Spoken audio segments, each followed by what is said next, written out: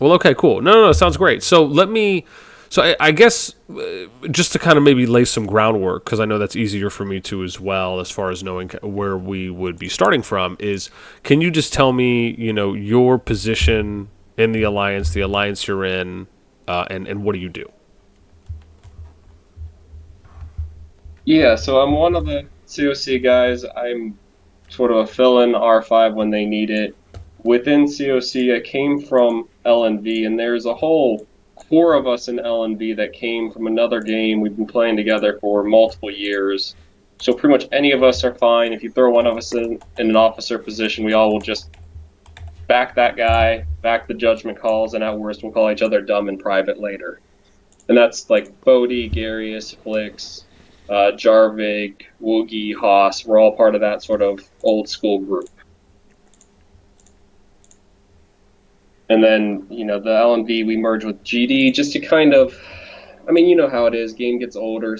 You lose your active players. We wanted to try to bring together all our actives that have been fighting together for a couple seasons into one big alliance. And so I've been stepping in as one of the leaders as needed for our group there throughout CoC as well, and getting to know all the players. Okay. Okay, awesome. Now, is there any... So I guess in your situation with CoC, it's more of a rotational leadership amongst a few people as far as that you'll kind of swap in and out R5 when needed? Yeah, and this it goes back to the other game where it was sort of a similar kingdom building like this, but there only the R5 could place like the alliance fortresses and stuff. So we kind of just fell into this natural habit of we always want an R5 online, and especially here, only an R5 can remove towers. It helps having them always be available for just sort of any questions come up. So a tower needs to get moved quickly, or a judgment call needs to get made. The R5's online; they can make that call. Okay. Okay. No, I mean, no, makes perfect sense. And what's your in-game name again? Is it Uh, Faye? Yeah. Phalanx, and goes back to one of our old alliances was Phalanx, and it's a 40K reference, like a lot of our stuff. Okay.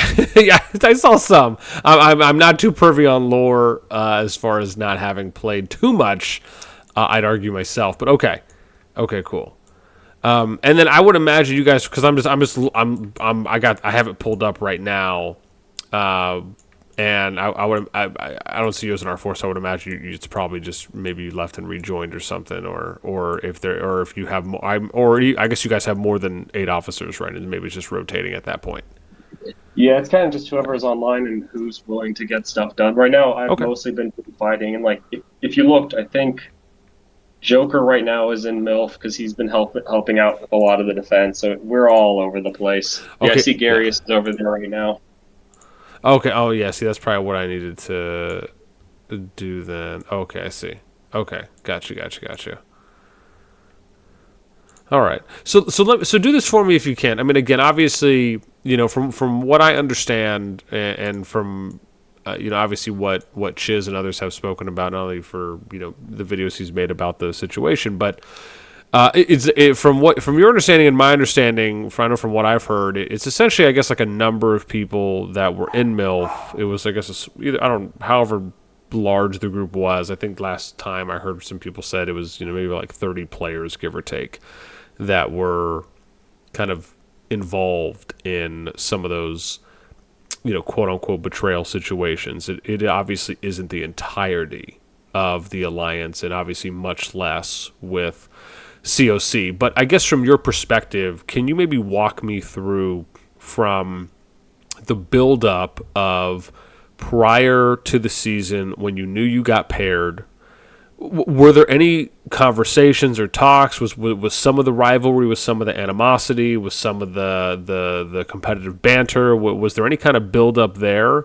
And then I'm also curious on, and obviously as much as you're able to divulge or not, and for anything that maybe you can't, just let me know. But how did maybe some of those diplomatic conversations go? If anything, right? Or maybe just how did any of those conversations go on it? Because I know Chiz had mentioned that, in the beginning of the season, they were really kind of aiming for wanting to have. I think the way he explained it is that there was a conversation between CoC leadership and them about possibly allying, but I think the way he worded it was that they really wanted to try and aim for, the most competitive season that they could by trying to keep, the powers and the T5 distribution, relatively fair and equal. So I guess in that two-parter, right, what after the matchmaking happened up until season start, again, how was that build up? How were some of those conversations early on?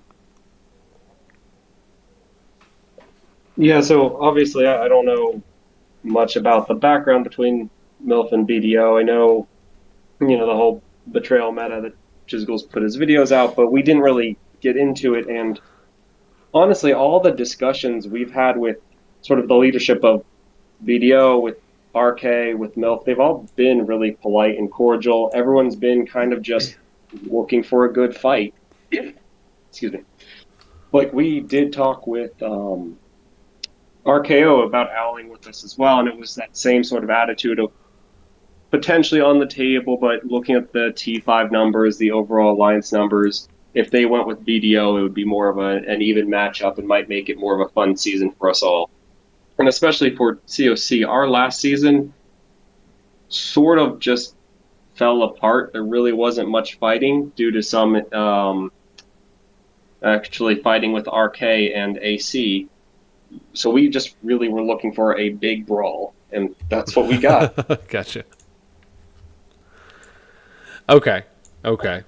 And so I guess from what happened last season with, I guess, the looking forward to that now, was it, I mean, based on it almost makes it seem like you're saying, obviously the leadership teams from the involved alliances came across pretty amicable with trying to kind of, I guess, get to the same end result, even if, because I'm sure, as we know, right, I mean, players from either side can, say whatever they want, right? Those are usually, it's more or less the members, right, that are typically in world chat and, depending on how many or who it is, right, kind of saying what they may. But most of the time, when you look at kind of management for the R4s and the R5s, I would argue that's probably more where you hope kind of, cooler heads prevail. But from what you're saying is that it was pretty amicable on all sides as far as kind of what the intention was. Everyone just wanted to fight a lot, and it was really just trying to kind of get to that result in the best way that everyone could. Right.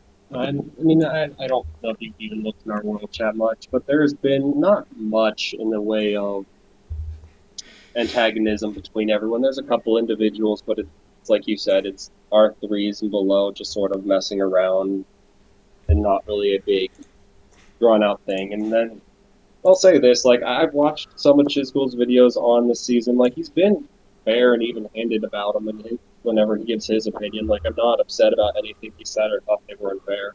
Yeah. Okay. Yeah, I was going to say, probably not like the ST14 kingdom with TFS and EXG and B and EAS and B. I mean, it's a powder. It feels like it's a powder keg there every day. When you, I mean, part of me feels like, man, I could just stream that world chat for just 10 hours and it would just be pure gold. Just that world chat and then just constant updating of whatever's going on the official Discord memes channel. Yeah, it is. Yeah, no, I'm with you. It is such a good point because it almost feels as though and I'll be honest, man. The meme channel for COD is it's so funny. And, like, obviously, if you just kind of take your feelings, for anyone, right, one way or the other, and you just kind of take the meme for what it is, there's so many good vibes, there's so much good humor out there, and it almost feels as though the memes are kind of like hourly recaps. What's just happening? So, yeah, no, 100% on point with that one, without a doubt. Okay, so we move past mass matchmaking. Season starts. The teams are decided on who's going up against who, and for kind of simplistic purposes, in your group, it was initially decided that it was going to be BDO, RKO, RVO, POTC, at least, and then any additionals, and then it was going to be MILF, COC, DK, INWA on the other side, plus any additionals. At least that's what I had heard initially. Now, obviously, maybe that had changed once the zones had progressed, but that was the information I received for Zone 1. Would you say that's fairly accurate? Yeah, yeah. Just to help fill in, Inwa was partially a few of the players that were originally from LNV and GD that merged with another server, so it was kind of a mix of our original server helping support down there, and then we picked up DK as well. So, Okay. yeah. Okay, awesome. No, I appreciate any filler for me, so thank you. Okay, so teams are set. Everyone's kind of figuring out where. And so, walk me through, how was Zone 1 distribution? Was that, once again, was that fairly amicable? Was it, okay, hey, look, we're going to go here, you're going to go there? Were there any 180s? Was there anything that was caught off guard, or no, like that was all pretty set with how everything played out and everyone was pretty much okay with starting positions? I think everyone was kind of playing a bit of a shell game with each other. We originally thought we were going to end up right next to BDO, which is why COC and MLIF were in the same region. And that's why Inwa originally went to, shoot, I forget, Doran, the upper right, why they originally went over there and we had them pull out so they weren't entering Zone 2 by themselves against BDO. Okay. Darlin, got you. Okay.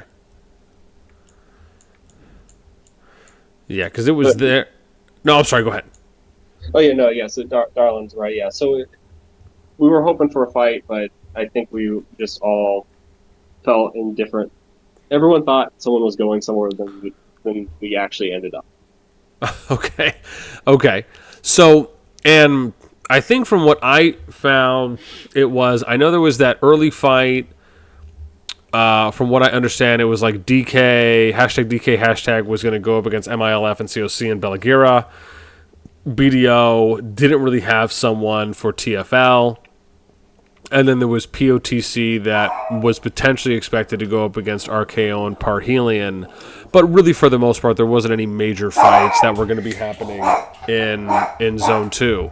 So, come Zone 3, I think that was the first opportunity. Now, was it... did people really care kind of one way or the other? I guess whether it's from your position within COC and those that you conversated with, like, were people disappointed that there really wasn't like a major Zone 2 fight, or it was like, no, it's okay because we kind of know what's going to be happening for Zone 3? I mean, we would have liked a bigger fight. I think everyone kind of feels like the start of the season's just slow. It's something we're all hoping might get changed, but it is what it is. We did those, merit fights, and then trying to figure out how to get the seasonal talent points. So definitely a slow start. Okay. Now we fast forward to Zone 3. Did everyone know, without a doubt, that there was going to be fighting in Zone 3? Like, there wasn't anyone that was maybe on the fence about it? Like, you guys knew, hey, Zone 3's coming. We know we're going to be fighting in Lorcan. This is set up. Or, was there any kind of caution or worry, like, okay, man, maybe we won't get anything until Zone 4? Or it was pretty determined at that point that everyone wanted some action Zone 3, even if the turnaround was going to be slower up until, or I should say shorter, right, going into Zone 4? Oh yeah, no, everyone wanted to fight. Everyone, I think, was just really curious to see if, one side was just going to fold or if everyone was actually active, had strong players. I mean, our whole week beforehand was just spent building and planning out the best way. Like, we were originally setting up, fallback positions in case we lost those passes. That's why we had, the spires with our AFs behind them. Like, we had a whole big thing ready for this massive fight. Okay. Okay, so I want to dive a little bit into there, right? If that's okay. I mean, again, I'm very fluid, right, with my discussions. I love kind of going where the wind takes us. So when it comes to the prep, and obviously I'm not sure how much on kind of the war side or territory side you or anyone else, or I guess yourself, right, may have been involved in. But if there is anything there, I am curious because with you talking about having some contingencies, putting in some prep there. What do you feel arguably was probably the most important thing? Was it really planning for, hey, if we get pushed, or was it more planning for the future investment of, hey, if we do end up pushing them, we want to be set up to make more of kind of a forward operating post? Or was it a little bit of both? I mean, definitely both, but we hadn't really made strong plans if we were able to push into their C3 just because, Dragon was coming up so fast. So a lot of it was focused on what's our preferred way to get to the Dragon, what's our backup if we get pushed hard. And then on the fighting front, a lot of what we were spending time on is just BDO has a lot of T5 players. It's getting harder and harder for our T4s, getting them in, mock wars, and learning how to use mostly like their mages, their archers, and just learning to identify the T5 infantry, stay behind us. Like, let us try to push forward. Okay. Now, like building prep. How did that look going into Lorcan? Because I know you had mentioned something about wanting to try. I think you mentioned something about a fort, whether that was getting one down or not.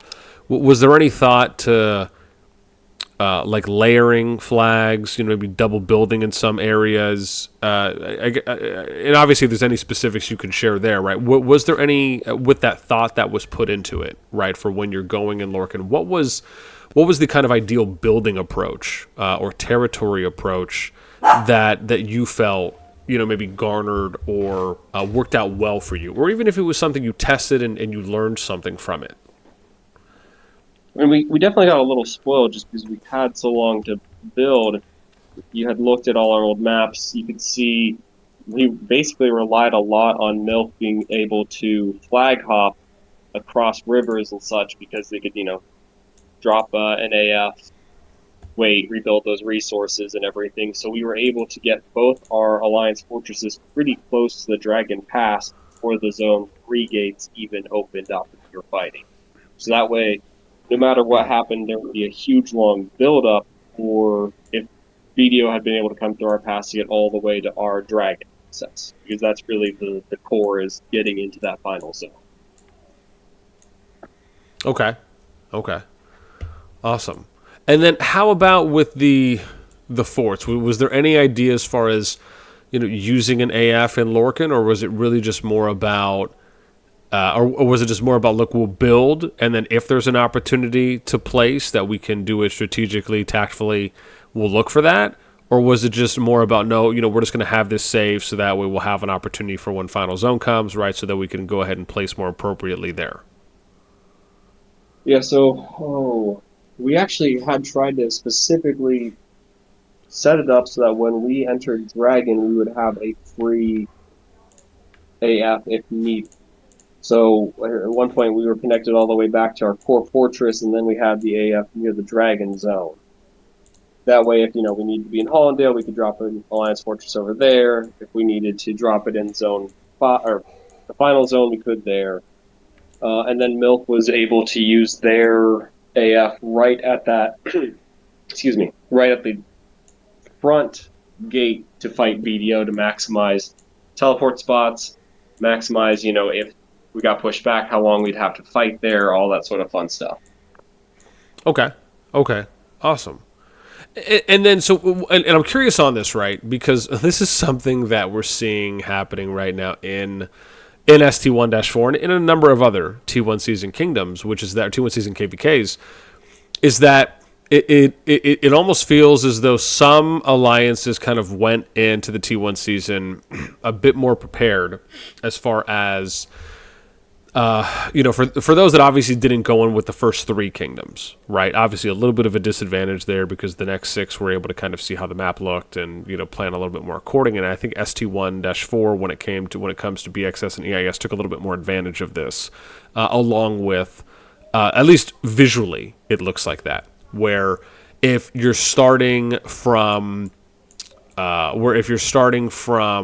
either I should say mainly, right? If you're starting from Sophrostia, as an example, or you're starting from Caltia, it almost appears that those two starting positions are a bit more favorable only because you get direct level 2 pass access into Hollandale, and then you take that level 4 pass into Zone 4, and you're already close to the dragon, right? In that sense, I should say you're closer, right, to the dragon, than if you were to start on the eastern side, right, and you're coming in from Lorcan or Agoru. So I'm curious, was there any thought potentially put into that or discussion, even though obviously you weren't really able to kind of see the map in its entirety until you landed, and clearly with where you all landed, it really wasn't the worst thing, right, because you were still able to kind of go from Belagira into Hollandale through the level 3 pass, so it basically kind of still worked out. But when you saw it, was that a thought? Was that a discussion at any point on, okay, you know what, this actually isn't that bad, or was it more of, nah, it doesn't really matter, after you kind of playing it now? And I say that because of some of those hard chokes, that T choke that we've been covering a lot in Zone 4, where the level 4 Spire's at, and then also in there's that northern choke as well, that's going across the river on the old Forerunners Abbey, right just south of that wonder, that we've been seeing TFS and EXXL going up against EIS and BXS, even with FS2 as well in Dora, right? I mean, there's just been a lot of fighting there, essentially. So I guess I'm just curious, were those ever conversations, were those ever discussions after you saw the map on starting position, whether it's, hey, maybe we should consider relocating within the first 7 days, or no, we'll kind of stick it out and play it from here? Yeah, we talked about it a little bit more. I mean, that's why Hollandale was the backup route to the Dragon, because I know we calculated it, and I think you're right that Hollandale has the fastest access to the Dragon, but I'd have to double check the numbers. But man, those chokes. I think that's what all the later groups are looking at, is how do you maximize your use of those choke points in the final zone.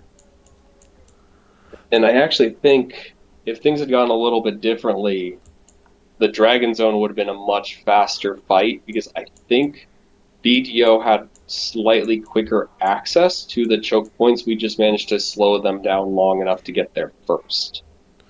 Yeah. Okay. No, and I mean, that's the thing. It very much, and I'm curious on your take on that, because there are some hard chokes, right? So it's, obviously, when it comes to getting to Dragon, right, you have the southern level 4 Spire going across the bridge, right, north of the White Wing Peak. You have that massive T-choke that we've been seeing pretty much everyone fight at, right, if you're trying to come from the east, southeast, even northeast, right, if you're trying to kind of come down south, you have to venture through that. And then the only other option you have is coming from the north side, which is through that level 4 Spire, going again west of that Abbey Wonder, across the bridge, and then south past the level 4 choke, right? So you can come north, east, and south. You can't come directly west, but you can work your way around if you come east, or if you come from the west, which is that Hollandale Pass. And really it's, I think, the northern one that you can get there faster, which is that level 4, where you have to go across the bridge, the spire, the second bridge, the second spire, and then the last bridge, and you'll get there. I mean, at least, again, visually, it looks like it could be the fastest. I don't know if the southern route would be as much. But I guess I'm curious, what have your thoughts been, and or the group's thoughts been, on kind of how those choke points have played out, just with really how impactful not only have been seeing them, I'm sure, in your KVK, but in other KVKs. I'm just curious on your general thought. Like, is it, hey, this is okay, it's kind of cool that they have these spread out, or, maybe it would be nice if they it maybe softened some of the choke points a bit, or maybe even had maybe even a few less choke points, maybe in more favor of open field. I guess I'm just curious on your thoughts, and or if it's been something at all that your management team or even alliance base has discussed. We haven't really talked much about what we'd like to see with the choke points. Well, we have definitely talked that the use of the choke points and our sort of poor use of them can make or break an entire season. Like we fully admit one of our probably biggest mistakes in the final zone fight was how much fighting we did on that plateau itself, Oh yeah. rather than like our fallback when we tried to hold out on that lower spire going off the plateau Yeah. towards that bridge choke, followed by the mountain choke that we've all seen how effective it is. So we saw the potential there, but we committed so hard on that plateau. We were just so low on troops. We were pretty much gassed out. So that leads me into the next thing, right? So lead me through that, right? After Zone 4 opened, and again, I can't recall exactly how much action there was, but I guess walk me through after Zone 4 opens, Atherin, how much action is there prior to flags getting close to connecting and then connecting? So actually, a fair bit, because if you looked at how our pass and BDO's pass were, what MILF did that was pretty smart, and we were quite thrilled that they did it because it's the only thing that helped us slow BDO down so much, is they built right up against the river, giving them some teleport spots on the side closest to BDO. So essentially, some of their biggest players could teleport small groups to attack their back line constantly or to harass and slow them down. So we were kind of constantly always doing that sort of running battle because we were, I want to say, 2 or 3 towers behind them in terms of building to where we needed to get to, because we had to wrap around and come up just past that level 4 spire towards the mid back line of the plateau where they could build straight up onto it. And then, obviously that led into the main fight. But lots of, flyers, cavalry, small harassment just to try to slow each other down. Okay. And then talk to me about, so you guys start building on the plateau. They start building on the plateau. I remember hearing this from a few people. There was clearly at least a day where both of the alliances were pushing back BDO and RKO there. What, I guess, during that kind of momentum that was happening, I guess, when you finally connected, what was the thought and the feeling? And then, I guess more so, once you connected with how it was going there, how it felt like it was going, and then once you started pushing and destroying some flags, what was the general mood? What was the general sentiment? I mean, we kind of were just trying to push them off the plateau. What we really wanted to get them to was like their first 1/3 of the plateau, just because that's when it starts narrowing. They lose TP spaces. Their refresh rate starts to go up. You can start making them take worse and worse trades. And sort of our mistake was how much we were putting into that effort and how much we were getting off territory. We weren't quite paying attention, losing our territory bonuses. We were starting to take a lot more unfavorable trades ourselves.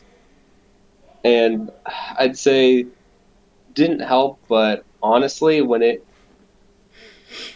BDO and RKO really stepped up and just had the player wave, that was just so hard to fight against. And I will really give them credit where credit is due, just for getting that number of their players on to push that hard for that long.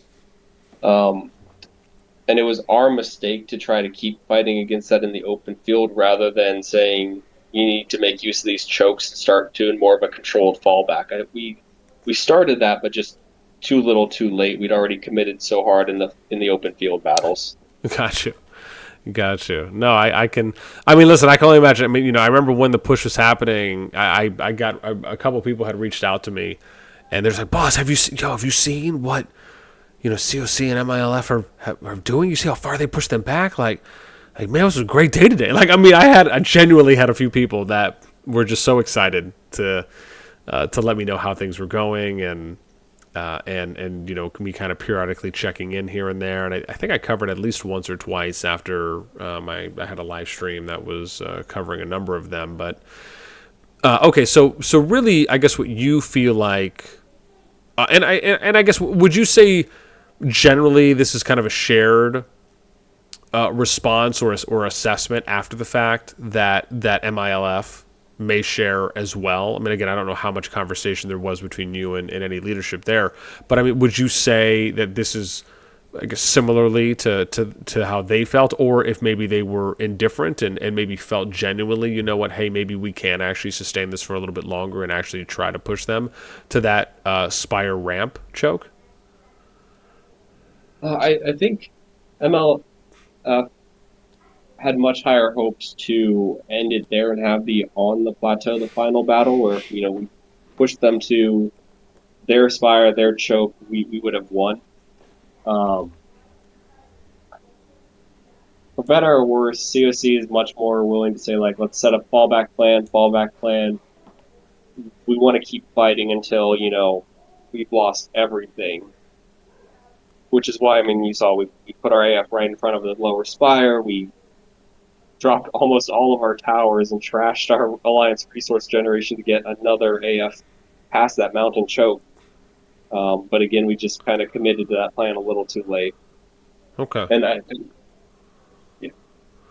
No, I got you. And I think again, I think you bring up some great points, which is that when you're in a union with another alliance, it obviously very much is kind of a shared, a mutual effort, and it's almost it's very much like kind of going into partnership, in a business where you share in the profits and you share in the maybe slower months, right, or slower days of business, and kind of hoping that either everyone's on the same page or it's because I would imagine it's similar. Like if one alliance is like, no, we really want to push. One other alliance is like, hey, maybe we should play a little bit more conservative and kind of defend and, hope that we can get better trades that way. Whereas the other alliance might be like, no, we can totally get better trades in the open field.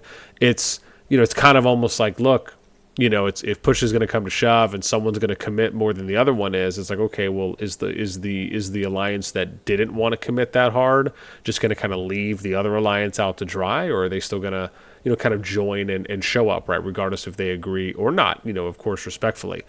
And I guess based on what you're saying, to me, it kind of feels like that, where if from your perspective, if it was more of, hey, what, they really want to fight, they really feel like, no, we can totally win this, we don't want to just leave them out to dry, right? Like if they're going to commit, we'll commit, compared to, if we just fell back and defended. Because I guess it was more of, and correct me if I'm wrong, but I'm sure from your perspective, probably you would have almost hoped, like, look, if we're going to defend, we want to both defend and not just have one person defend and one person attack.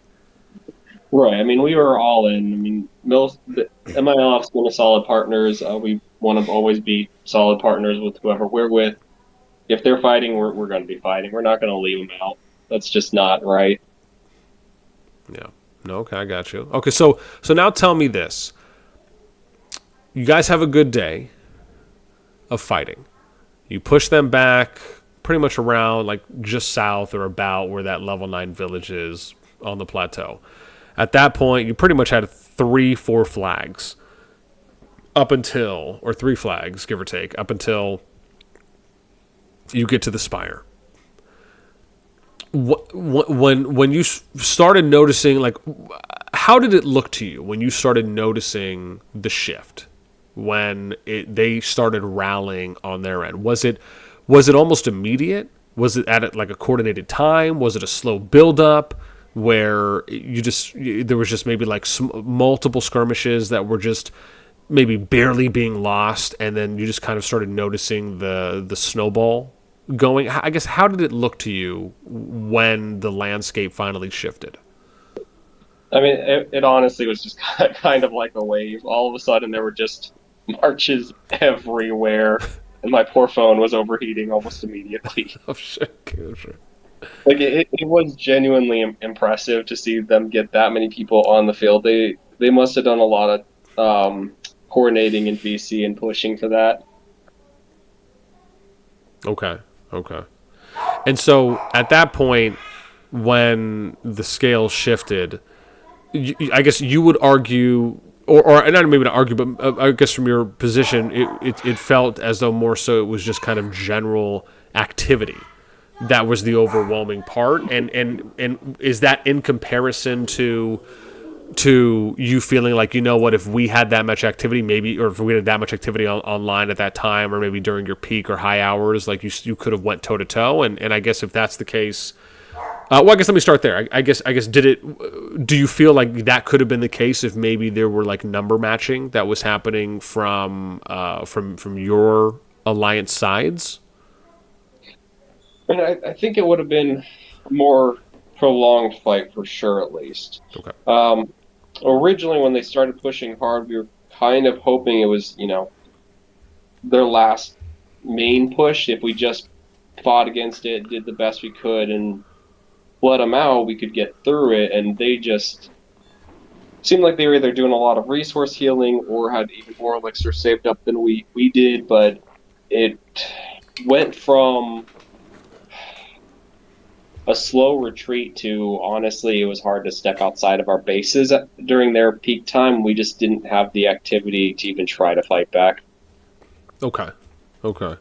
Now let me ask you, given how everything went, is it, let's say in the alternate reality from where we're at now, that if both alliances for you and MILF, if you were able, let's say, to push back to either the spire, right, or maybe you're fighting at the top of the plateau, or even the bridge, right, or even again, even the massive T choke, is there? I mean, again, do you? I guess at a confidence level, whatever it may be, do you feel that if that could have happened, maybe not only would the fight have been prolonged, but you potentially would have had a better or higher chance than how things played out on the plateau to hold, and then maybe even counter push, whether it be there or at other battlefronts? I mean, with our current activity levels, unless we made a really good use of those choke points, I don't really think we would have much of a chance truly counter pushing. Okay. Um, with luck and some really smarter moves, or honestly more alliance resources to build the towers to do this, we could have maybe tried to make the refreshes so long that we could have countered that activity that way, but it would have been a massive uphill struggle. It's just they got a trying to think of how to word this. The activity level and the turnout they have is pretty top end. Okay. Okay. Now, I guess maybe talking about turnout and general activity within the alliances when wartime comes. Does CoC have a policy on this, like from season to season, with how you all approach? I guess whether it's, I don't want to say, trimming the dead weight. That's obviously an easy way to say that, but in more so, kind of filtering out the inactives, right? Or if you have some kind of a policy on, if there's maybe performing kind of consistently under a minimum, and obviously if you're willing to share, what is, if any, of a policy that CoC carries from like season to season, at least when it comes to something like that. I mean, partially with the recent merge with LNB and GD, we didn't really have anything set in stone. We've done a lot of internal discussion, sort of what we're looking at. Our like off the cuff number is around 10% of your power. You should be able to get that in merits. But really, what we care about is, were you active in the wartime? If you weren't active, did you just tell an officer that something was going on? We don't need to know details. We just want to know, like, hey, life hit me hard. I won't be on this week. That's enough. No. Like I went in, I screenshotted, our entire alliance merits for that whole week of fighting in Zone 4, and I did cut some people basically. Hey, why weren't you there? Gave them a day. They didn't message any officers, and then removed them. Okay. Okay. Baller. No. So, all right, touche. So, so this is always one of those fascinating things to me, right? Because I mean, I've run a number of projects across, 3 different kingdom builders now. I've had my own opportunities to lead and be an officer for alliances, and the aspect that the way that we go about, kind of trimming the fat, if you will, in whatever regard it may be, whatever regard the fat, I should say, would appear would appear in, is always interesting to me because I often come across people that just have different approaches to this, and for I think, to me, it almost feels like there needs to be this happy medium of kind of being a kind, kind of having like a kind and a firm hand where it's, look, this is the way it is, but we at least want to be able to kind of let people know up front with, this is what we're going to, this is how we're going to do things. This is the expectation. And, look, if you don't end up meeting that expectation, no worries, right? Some people will obviously be able to meet it, whereas some people may not. And if the event comes up where it's not, here's some places that you can go and you can play at. And, if not, obviously, we wish you the best in kind of finding a home that fits what you're able to put in and what you'd like to be able to put in. Is it with your process for how you guys go about it?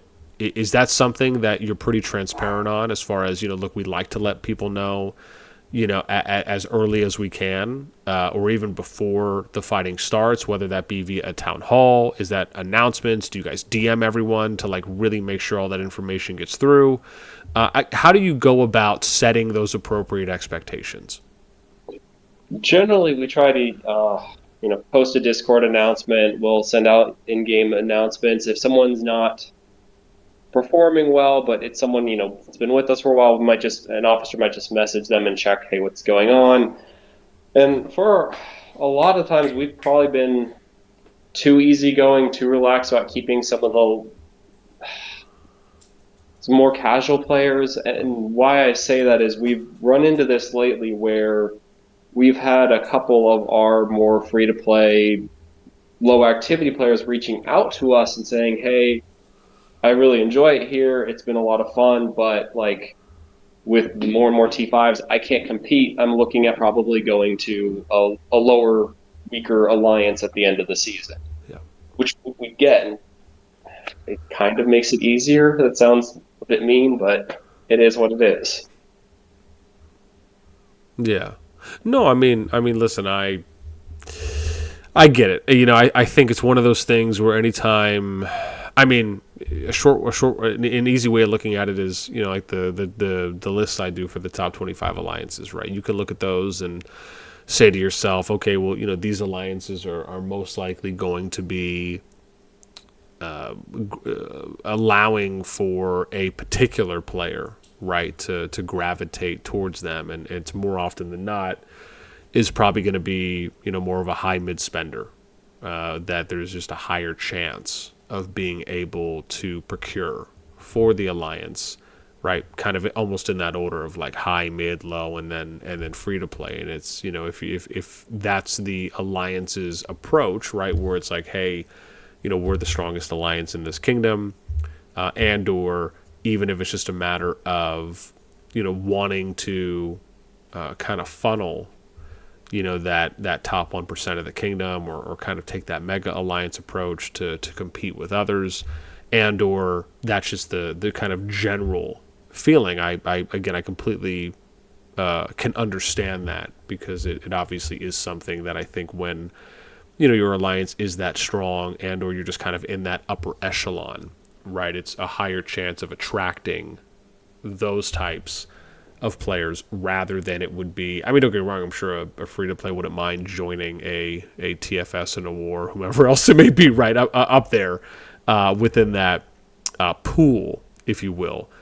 But is it, the first choice that a top alliance, would necessarily think about choosing over someone, that spends? I think realistically, it wouldn't be, and it's not obviously anything against a free to play. I just think at the end of the day, someone who spends is going to be able to sustain and fight longer in war than someone who doesn't. And obviously that's kind of an elephant in the room subject that maybe we can dive into at a later point. But I guess this is all for me just to say, like, I get. Now, I don't know if you share that similar opinion or not. I mean, that's how I kind of objectively look at it. Oh yeah, no, I mean, and it's kind of hard to figure out. A player needs to find the right alliance for their activity level. Are you okay if you go to somewhere like TFS? You're going to get a bunch of Discord pings. You're going to be expected to be on a lot more. If you go to someone like second, third tier alliance, you might be. If you're only on an hour a day, that might be much more standard there. Like, we did have people not complaining, but definitely muting their Discord during some of the big fighting. Yeah. Oh, and you can see that as well, because I think they have stats on Discord or certain metrics you can see for the amount of people that have muted certain channels from what I remember. So that's interesting. Yeah. People that are either muting or suppressing the @everyone ping, or if they're muting a particular channel, even if the actual ping comes through. Which I guess if you're in wartime, you're probably thinking to yourself, "Man, how dare these people mute this important channel that I need to get information out to?" Is it? And I'm curious. Have you ever spoken to someone in the alliance that muted a channel because? Maybe it was like too many war pings, but they also at the same time kind of knew that look, this amount of pings can and could happen because we are at war. And I guess I'm curious, if you did talk to someone like that, how did that conversation go? Well, we haven't really had a conversation directly like that, but we've definitely, at least in our past game, our leadership group dealt with people who had their bases get burned because they missed Discord pings because they had it muted. It's like, well, what did you learn? We don't really have sympathy if we tried to tell you were at risk. Yeah. And then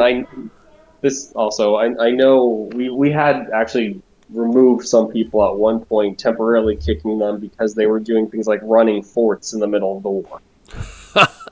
Oh man, I've seen that in some. I've seen some alliances because I'm in a bunch of Discords, and thankfully a lot of the alliances are very generous, and they'll be like, "Yeah, boss, we'll just give you full perms," and I don't say anything, I don't screenshot, I don't show anything off in videos. Obviously, just professional courtesy, but it is interesting just to be privy to that information. And I'll see some announcements sometimes where people are just like, "What in God's name are you doing farming forts right now when we are at the front lines, just like giving our left leg and right eye to the cause?"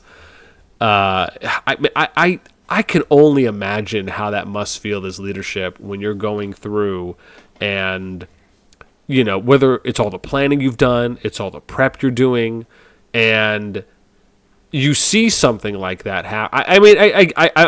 Are you livid? Are you just like, "Yo, can we just get a quick like majority vote so we can kick this person like to Kingdom Come and just like mute and block them and just never have to like?" Is it at that level, or is it just more like, "Yo, I'm just disappointed right now. Like I'm just disappointed in you." I think the worst, and this guy was instantly kicked. Okay. Someone noticed one of our players was doing an Eligar merit farming battle with someone else in the middle of the war, and it was just instant. They're gone. We're not dealing with that. If you need merits, you should be in the middle of the fighting.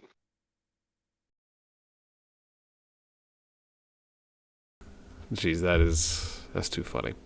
Yeah, I've seen a few of those where people are like, "Look, dude, if we catch you merit farming or doing forts or doing PvE or anything that isn't when you're on fighting, then they're just like, yeah, like you're just immediately kicked." Like I mean, and it is interesting because I think that part of me feels like some of this is maybe kind of an unrealistic expectation, right? For especially for those that maybe have not played Kingdom Builders before, if you've never been a part of a top alliance or like a Vanguard fighting alliance, basically one that's on the front line because of how strong they are. It's almost like it's almost as though it's implied, right? Where if you're a part of this alliance, you are going to be fighting, and the expectation is that, you know, if you're not fighting, you know, you could do this and this, or if there's downtime, okay, this is okay.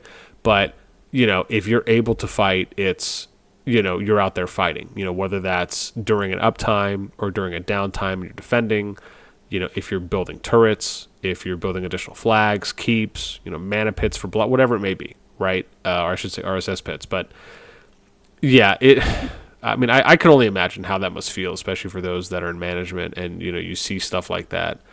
And so let me ask you this though. Do you ever feel that when you see something like that, even if you've communicated it to everyone, do you ever say to yourself, you know what, let me just reach out to this person and just like let them know and like ask, like, hey, did you have a chance to read the mails as far as like what the war expectations are? Or is it more of like, you know what, we've already put an alliance mail out, we got it pinned as a decree, we've sent a Discord announcement. At this point, it's just a zero tolerance policy. Like, there's no, I guess, kind of hand-holding when it's at that stage? Or is it, you know what, no, depending on maybe the situation, we might still message them? I guess I'm curious there on that approach. Yeah, I mean, we pretty much have only removed the like most egregious people. It's not only like, oh, you're running forts, but we look at your weekly merits and they're trash. You haven't been showing up. A lot of times we sort of just name and shame. So if we see you running forts, we're going to throw a giant alliance marker on your city saying, hey, look at this idiot running forts right now. Okay. It's surprisingly effective. Got it. Nobody wants to get called out. Understood. Okay. That's great stuff. Let's fast forward a bit. So, I guess kind of maybe coming full circle a bit here. So, BDO and RKO, they're pushing. Did it really at the end of the day just come down to, you know what, look, they have a little bit more uptime activity than we do, and then it's just a combination of like, look, we're just tapped. Resources, elixirs. Was it really just kind of I guess, what do you feel kind of was the main initial cause before the secondary? Was it really more about, look, we just didn't have enough overall consistent activity during the up and then our downtimes? Or was it, you know what, we're already going through our reserves, even if we could have got that, we're going through our reserves a little bit too quickly and we're already kind of tapping out regardless of if we did end up having the activity there? I mean, I think our activity decline was pretty substantial. We were like, the whole leadership's fairly unhappy with the numbers we were seeing towards the end. We have a whole bunch of internal discussions. We're trying to figure out what's going on there. So I think just the sheer activity difference just cascaded, because when you have the activity difference, you're taking those unfavorable trades, you're healing, like burning through your elixirs faster. We also kind of quickly ran out of the willingness to resource heal. I think with the higher limits, that's becoming a bigger and bigger thing. But I was tapped on mana for a while, even with the little supply station packs. Like it just all sort of converged together from that unequal activity comparison. Okay. Yeah, because I know when I was looking at the T1 numbers, right? So when we were looking at, I remember when I did my kind of like T1 KVK PvP data comparison, and I was looking at the T5 numbers between all the alliances from like 50 mil plus was, I think, the threshold that I operated under. And I ended up, when we looked at everything, when you eventually got to like total number of T5s, there was obviously a little bit more in favor. I think it was like about 10 or less that was in favor of the BDO and the RKO group. Now, when it came to like those that were at, and bear in mind, this was going into like zone 1, right? Like after zone 1 had already opened. And then, or I should say just before, and then at zone 2 specifically. And at 100 mil plus, it was BDO was at 11, CoC MILF was at 16, so it was a plus 5 there.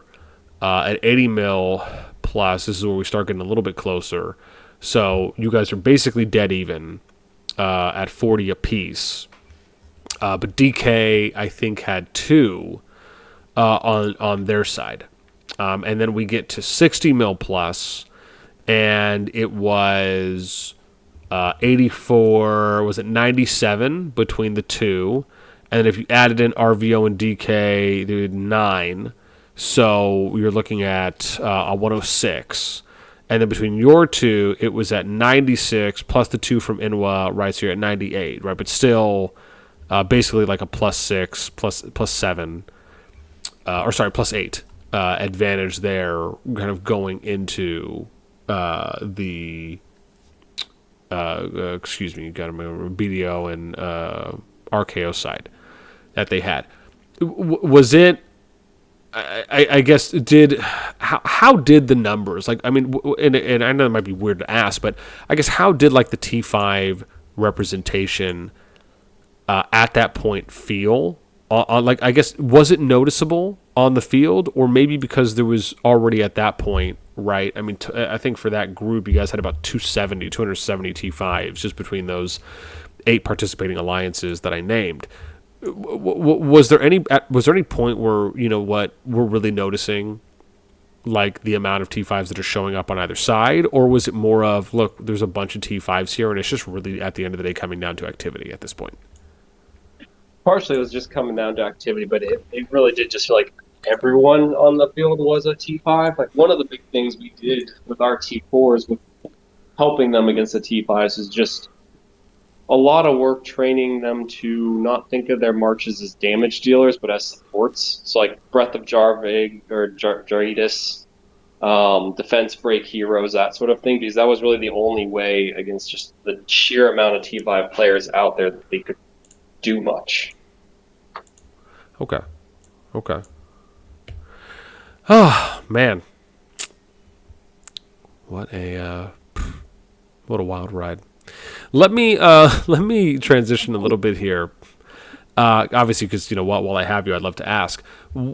As far as the as far as the management overall, you know, how was I guess it's maybe like just an opportunity here, but how was like the CoC team, as far as like, how do you feel about the team that represents CoC when it comes to the leads, the rotating R5s, the R4s? Is it, you know, was it very much is it, as far as, I guess, first and foremost, when it comes to kind of like tasks and duties, and I understand that maybe sometimes this can vary depending if it's wartime versus peacetime, but is it more of like, hey, look, everyone has a task?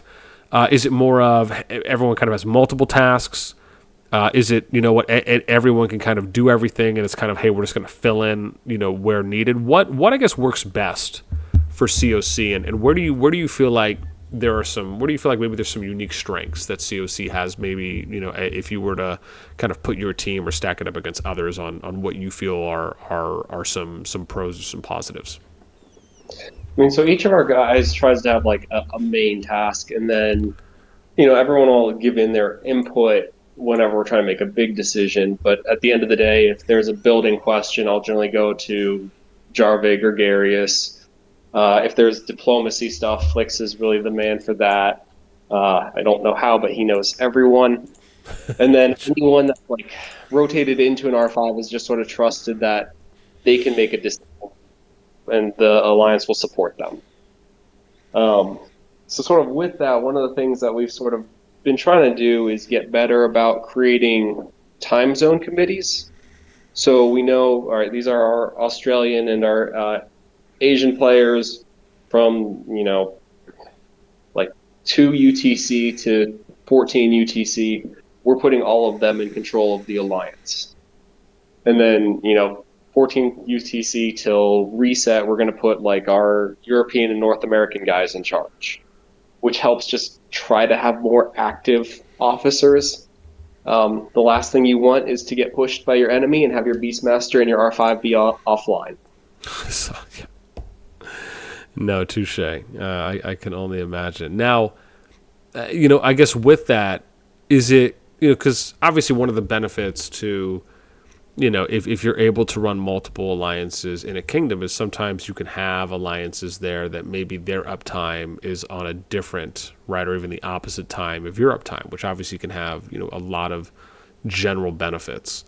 And sometimes, I'll even see or notice that some alliances are almost, like as people kind of drop off, right, or as people, whether they're inactive or just however they may end up getting removed, almost try to bring in people that are more active during the general uptime, right? So they can kind of almost start time zone focusing or like time window focusing on just having overall better uptime if they have another alliance that can kind of cover the downtime. And then other times you'll see alliances that, don't really care. It's a melting pot, right, at the end of the day. And it's people that are kind of spread out throughout. Has there ever been any thought, whether general or significant, put into that, or is it just more of, we don't really look too much when people apply, or better yet, when someone's accepted, it's just more of, hey, can they contribute? Can they be active? Do they want to be here? And then you just kind of figure it out from there when it comes, like you said, to now figuring out kind of group timing windows that we can put people into to just be more efficient. Yeah, so we've sort of accidentally done both ways. Old Okay. LNV was, Nord, GD, LNV. We were that universal across all time periods, which pro, we could pretty much always defend. If it was our enemy's downtime, we were able to poke them. Big con with that was just trying to get 40 people for Behemoths was like pulling teeth. Okay. I mean, especially last season when they were super overtuned, we just couldn't get enough people to do some of the attempts. And then there is some struggles, at least what we had. I'd be curious if other alliances saw the same thing, where it's harder to prevent like interior cliques forming just because it's the same smaller group of players always talking to each other. Hmm. Now we're more shifting just by accident to favor like Western Europe, North America, just because that's what our more of our players are. Um, and we can definitely feel it in the downtime, but it's much easier to have like 70 people show up for a big push. Yeah. Okay. No, again, I think you bring up some good points. I mean, I think like with anything, right, there's going to be pros and cons to any decision that's made that you commit to on one way or another. And, you'll obviously inherently have some strengths, and then you'll have some opportunities depending on what you decide to go with. It's interesting because I'm kind of the opinion that I like the kind of hyper time zone focused, where it's like, hey, this is our window, like this is our our 12-hour window that we can just absolutely operate and tear and shred in, as long as we have other alliances that can compensate right on our downtime, even if we only have a few people or however many it may be, from again kind of being in alliances that have done it a multitude of ways. And obviously the alliances can still, can cap, even if it's 200 now. I mean, that's still a decent amount of people, right? I mean, even if you think about, having 100 people on one window and 100 people on another window. But yeah, so let me ask on the tracking side of, that information. Is it when you guys are kind of going through and collecting, I imagine, you're trying to be as, maybe as specific or as kind of detailed as possible when it comes to categorizing and or just kind of rolling people, or if you're issuing a roll of some sort, whether it be on Discord or you're just kind of gathering names.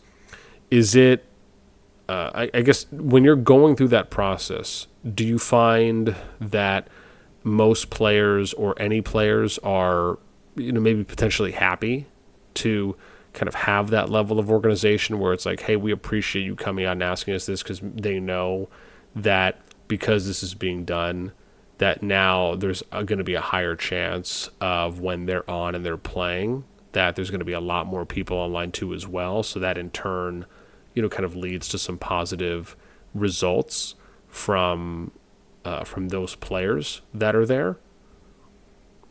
I've I've never gotten feedback specifically that like, oh, I'm happy you're doing this. Yeah. Like, it's nice to see when everyone's on. But what I do see is a lot less questions or people being upset about Behemoth times and Okay. ROW times because they can see how we organize it. They can see it's just when we have more people on.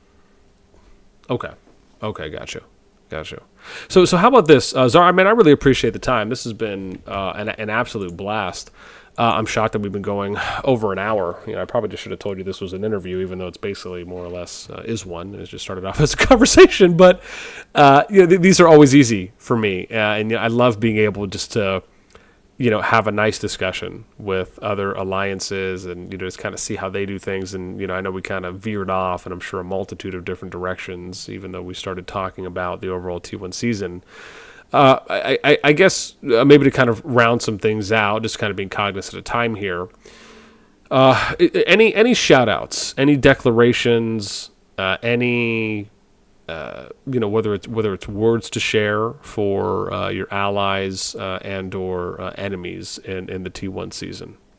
I mean, overall, I think we had a really good season. I hope everyone enjoyed it. BDO was fun to fight against. RK was fun to fight against. The Milk guys were great allies. Like, I'm sad we didn't get the dragon, but I'd say, it was well earned by BDO. Like, that was a good time. Okay, awesome. All right, Zara. Well, look, man, I think that is probably going to do it for me. This has been, like I said, this has been absolutely fantastic. I really appreciate your time. I hope that the anniversary went well with you and the lady, and the trip went well. I know you had mentioned that to me before, so I hope there were some good times and vibes. And in the event, if she's watching you like a hawk, wondering why you're having a conversation with another man over Discord for over 60 minutes now, you're more than welcome just to blame me. So, and I will gladly take all that heat. I gotta appreciate chatting with you, and you definitely gave me some things that I'm curious to talk to our own leadership about, maybe changing some things up. Awesome. Well, man, listen, thank you so much for the time. I really appreciate it. Obviously, a big shout out to yourself, to CoC, and MILF and obviously BDO, RKO, the others too as well, right, on a great season. And yeah, man, I'll be looking forward to maybe when we can chat and catch up again. And yeah, man, listen, if anything, once again, thanks so much for making some time for me. And I hope you have a good rest of the day. You take care. You too. Talk to you later, man. All right, Zara. Bye. Bye.